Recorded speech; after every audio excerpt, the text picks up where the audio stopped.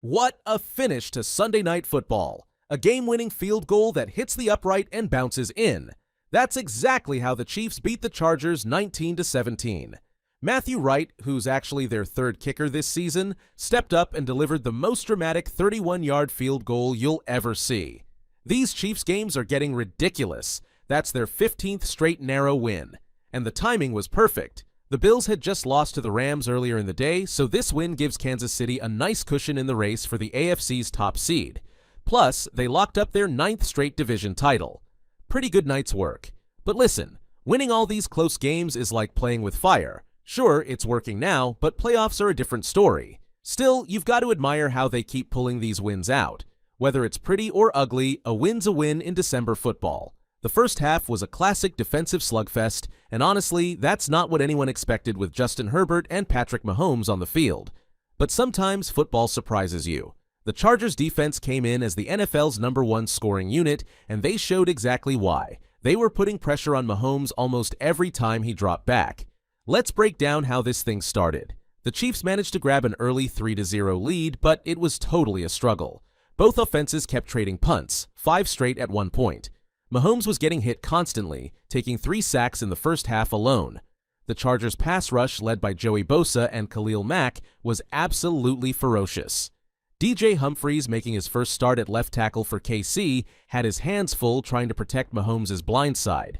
On the other side, Herbert wasn't having it any easier. The Chiefs' defense, particularly Chris Jones, was causing havoc. Jones had this one play where he just blew through the line so fast, Herbert barely had time to blink.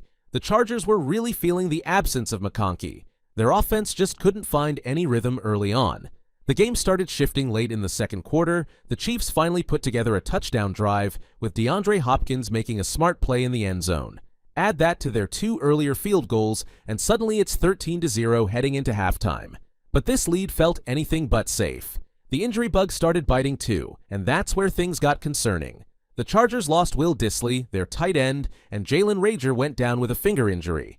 But the big one came when DJ Humphries, who the Chiefs just signed to shore up their offensive line, started grabbing at his hamstring. When your left tackle goes down, that's a huge problem, especially against a pass rush like the Chargers have. The defensive numbers tell the story of that first half. The Chargers were held to just 127 total yards. Chris Jones was basically living in their backfield, and the Chiefs' secondary, despite some shaky moments, was holding up.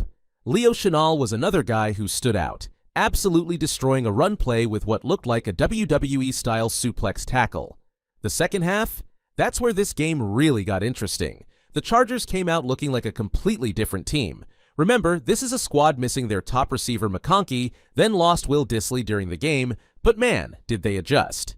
Their opening drive of the third quarter was a thing of beauty. 12 plays, 76 yards, capped off with a touchdown. Josh Palmer started cooking, making big catch after big catch. Then, here's the crazy part. The Chargers marched right back down the field on their next possession. 4 plays, 74 yards, touchdown. Just like that, a 13-0 game turned into 13-14. Herbert was dealing even after taking some big hits earlier. The Chiefs' offense? They were stuck in quicksand. Went 3 and out right after that first Chargers touchdown, giving Herbert and company all the momentum. The offensive line problems were getting worse. DJ Humphries limped off with that hamstring injury, forcing Wanya Morris back in at left tackle. Mahomes was running for his life practically every play. But this is where it gets good. Every time you thought one team had control, the other would answer. The Chiefs managed to grab a 16-14 lead with a field goal, only to watch the Chargers methodically drive down the field for their own field goal to go up 17-16. The Chargers were just eating clock, converting third downs, making it look easy without their top weapons. What's wild is how both quarterbacks were dealing with constant pressure but finding different ways to handle it. Herbert was standing tall in the pocket, taking hits but delivering strikes. Mahomes was doing his usual magic act, throwing off his back foot, scrambling around, somehow finding receivers while running for his life. There's this one play where he literally jumped in the air, both feet off the ground, and still completed a pass to Xavier Worthy for a crucial first down. Absolutely ridiculous. The secondary play was a huge factor too. The Chiefs lost Joshua Williams to concussion protocol, making their cornerback situation even more desperate. The Chargers were finding mismatches, picking on backup defenders. Even guys like Stone Smart, who barely had any catches all season, were suddenly looking like Pro Bowlers. We're talking about a fourth quarter where every single drive felt massive. The Chargers put together this beautiful 14-play drive that ate up nearly half the quarter. The Chiefs would answer with their own long drive. It was like watching a chess match where both players keep putting each other in check. And through all this drama, both offensive lines were just trying to hold it together. The Chargers' pass rush, especially Joey Bosa and Khalil Mack, was teeing off on Mahomes. Meanwhile, Chris Jones and the Chiefs' front seven were making life tough for Herbert. It wasn't pretty football by any means, but man, was it intense. What really stands out is how both teams adapted. The Chargers shifted to more quick passes and runs to help Herbert. The Chiefs started moving Mahomes around more, using designed rollouts to buy him time. Let me tell you, this is the kind of second half that makes you love NFL football. Two teams trading punches, overcoming injuries, making adjustments, and fighting for every yard. And somehow, it still wasn't over. We were headed for an even crazier finish. This ending was absolutely insane, folks. Let me walk you through how it all went down. 4 minutes left, Chargers up 17-16, and the Chiefs get the ball in decent field position thanks to a botched kickoff by Dicker. Now, this is where it gets wild.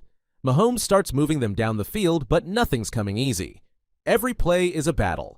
They're getting just enough yards to keep the drive alive, including this ridiculous throw where Mahomes is literally parallel to the ground and somehow finds Travis Kelce for a huge first down. The clock management here was fascinating. The Chargers burned all their timeouts trying to get the ball back, while the Chiefs are playing this dangerous game of trying to score but not too quickly. Then comes this massive sequence, 3rd and 1, just over 2 minutes left. Everyone in the stadium knows they're running it, and Isaiah Pacheco powers through for the first down. Now here's where Andy Reid shows why he's a master at this stuff. Instead of trying anything fancy, they just take knees to run the clock down. Simple, effective, no chance of disaster. They work it all the way down to 1 second. 1 single second. So Matthew Wright trots out for what should be a routine 31-yard field goal. Remember, this is KC's third kicker this season. Harrison Butker's hurt, Spencer Schrader on IR, and Wright's the new guy. The snap is good, the hold is good, and then, doink. The ball hits the right upright and the entire stadium holds its breath. But somehow, someway, it bounces in. Chiefs win 19-17. The post-game reaction was priceless. The Chargers' sideline just collapsed. They've now lost 10 straight one-score games. Meanwhile, the Chiefs are celebrating like they've won a playoff game.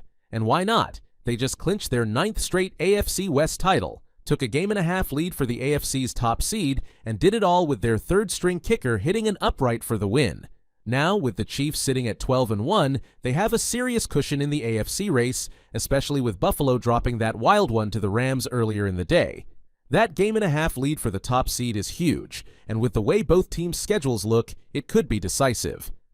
Speaking of schedules, the Chiefs' road isn't exactly a cakewalk. They've got the Browns next week, and while Cleveland's record isn't great, that defense is no joke. Then it's the Texans, who've been playing some inspired football lately. Christmas Day brings the Steelers, who suddenly look dangerous, and they finish with the Broncos. None of these are gimmies, especially with these injury concerns. And DJ Humphries limping off with that hamstring is a massive red flag. They just signed him to fix their left tackle problems, and now they might be right back where they started. Joshua Williams entering concussion protocol thins out an already struggling secondary. The timing couldn't be worse. You're trying to lock up that 1 seed and your depth is getting tested. The Chargers? They dropped to 8-5, and while they're not out of the playoff hunt, this one hurts. Their remaining schedule isn't kind either, and they'll need some help to sneak into that last playoff spot. Bottom line, this was more than just another regular season win. It's the kind of victory that could be the difference between playing every playoff game at Arrowhead or having to go on the road in January.